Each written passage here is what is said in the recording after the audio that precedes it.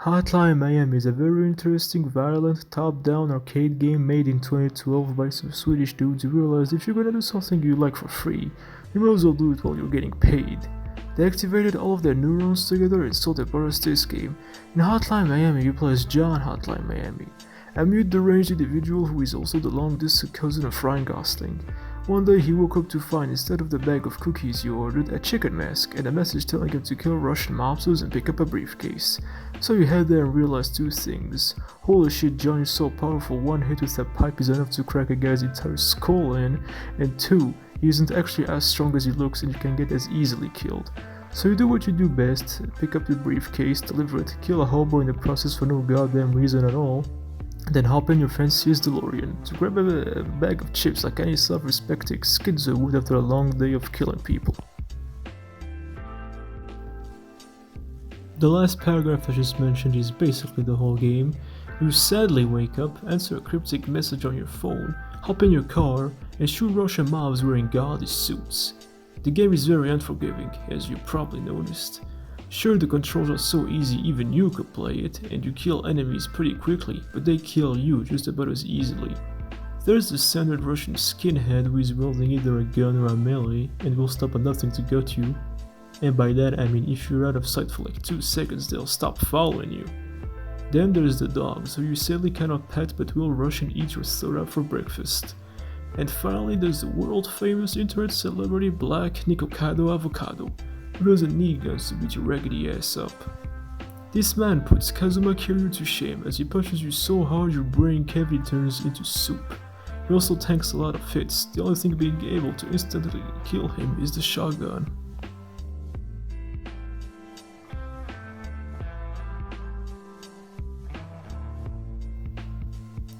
Anyway, enough talking about the people you're gonna fuck up and let's focus more on how you are gonna fuck them up. You're an American citizen living in the holy land of Florida, so obviously if your first thought wasn't firearms, you should probably go get your life in check. There's a lot of shooty sticks in the game. Pistols, Uzis, shotguns, M16s, scorpions, revolvers, double-barreled shotguns, MP5s, etc. Now, guns are fun and all, but sometimes you need to get up close to do the job.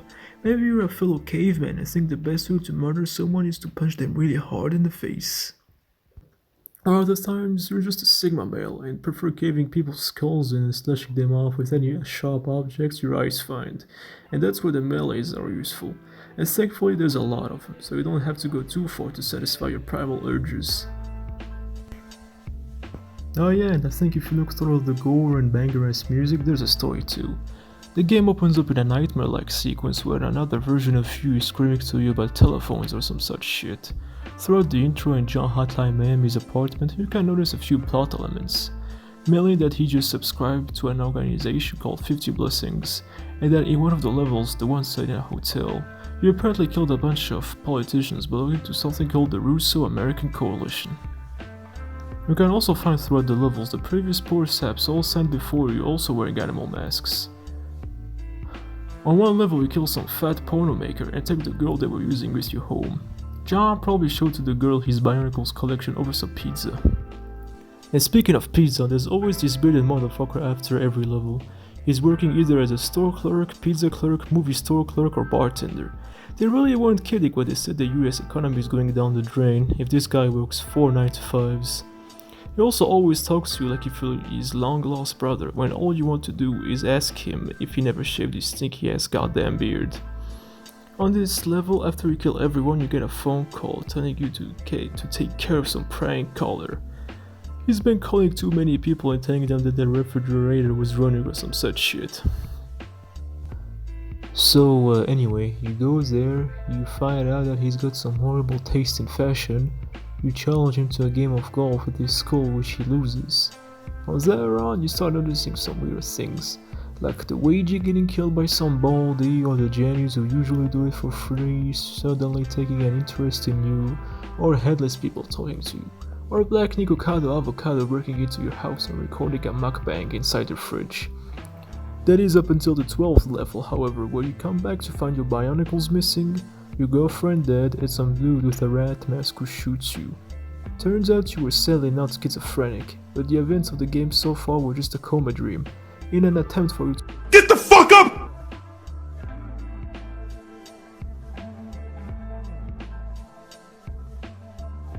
So, you wake up, escape your hospital bill, which would have bankrupted you and your future theoretical sons and grandsons, get back home, put on some clothes, assault the pig station for no apparent reason, find the guy who shot you, then he tells you that he was just following orders, just like the Nuremberg trials.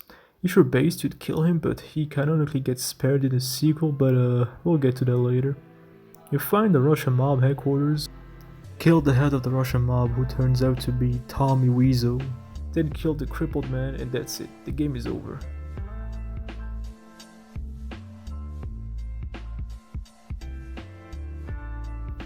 Except it's not.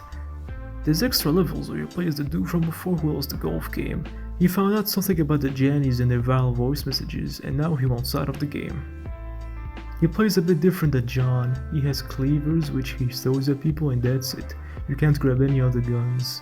Then on the last level you go to the same place where you fought him when you were playing as John, except this time you win the fight? A bit trippy, ain't it? So anyway, you find the address of the Jannies, ask them what the hell are they doing, but if you collect the secret letters throughout the levels and use the computer, you can just fight it out your own goddamn self. Kill them or not, it's a free country, then ride off into the night. Except it's not the end. Because this game got a sequel in 2015, where you instead play as a bunch of weirdos. The gameplay is more or less the same, main difference being the levels are way more opened and there are way more windows and doors for you to get shot from. The game is also way harder and a lot of deaths are just gonna be cheap.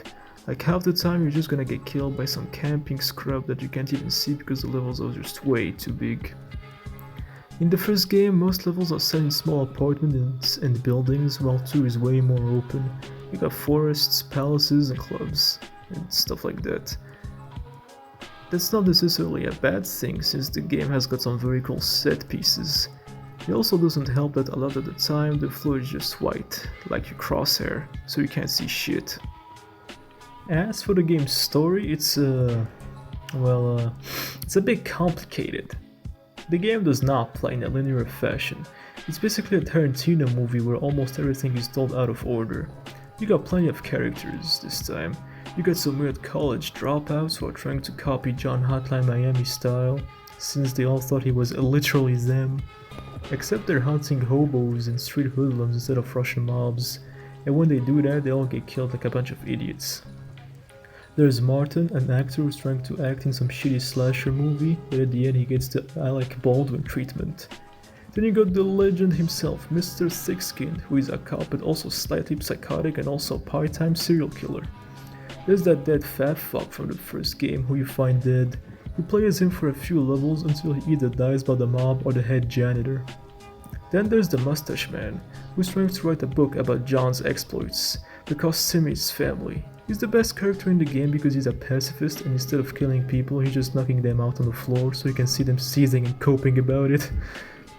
You can't make him start killing people if you beat up too many people up to death at once in the same level, but you get with way less points. There's this one level where he's just trying to take the subway, but he gets attacked by some street gang as he has to beat up like 40 of them alone just to walk outside and take a cab. Man, Miami really is going to hell if you can't even take a shit in a subway in peace. There's also Tommy Wiseau Jr. alongside his fellow Russian who you play as for a few levels in a turf war against the Colombians. Then there's the Rat Man, the asshole who shot you in the first game. You play as him in a bunch of flashbacks happening more or less at the same time as the first game. These levels are considered by a lot of people to be the best of the game as they're very close quarters, just like the first game. They force you to be mobile and based, just like rats are. Finally, there is the wage slave from the first game, who is actually fighting in a war over Hawaii against the Soviet Union, who is somehow still able to wage open conventional warfare with the West and win. He's fighting alongside his squad and his CEO, whose names I forgot, but they don't matter because he's also fighting alongside John Hotline Miami himself. We also get the latter's origin story as he gets almost blown up to hell at the end of his tour, and the Weiji has to save his ass. Then 1 year later, the Weiji dies in a nuke used by the Soviets, which they dropped over San Francisco. They really did the world a favor with that, to be honest. On the last level, you don't get to have an epic yet anticlimactic showdown like the first game. Instead, you get to have something even better, a drug-fueled psychosis where you play as Tommy Wiseau Jr. from before. He's trying to get a grip, accidentally murdering a bunch of his men, the copycats from before, and finally going out by doing a flip. So yeah, that's the games for you. I didn't mention the soundtrack yet because, well, everything that could be said was already said. It's just an absolute banger. It is the reason why synthwave and retrowave are still alive genres of music. They both have by far the best OSTs out of any game in my opinion. They've also been literally the soundtrack of my life. Oh yeah, there's a hard mode too. It's, as you guessed it, hard. There are a lot more enemies and they're more varied.